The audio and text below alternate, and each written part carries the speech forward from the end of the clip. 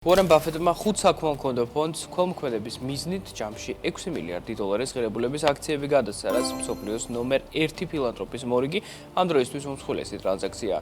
ჯამში Buffett-მა წლების განმავლობაში Berkshire Hathaway-ის 12.400.000 აქცია გასცა, რომელთა ჯამურმა ღირებულებამ 60 მილიარდ დოლარს გადააჭარბა. ამ თანხის დიდი ნაწილი Warren Buffett-ის დიდი ხნის მეგობარმა და აგრეთვე არანაკლებად მნიშვნელოვანმა ფილანთროპმა Bill Gates-მა და მისმა ფონდმა მიიღო.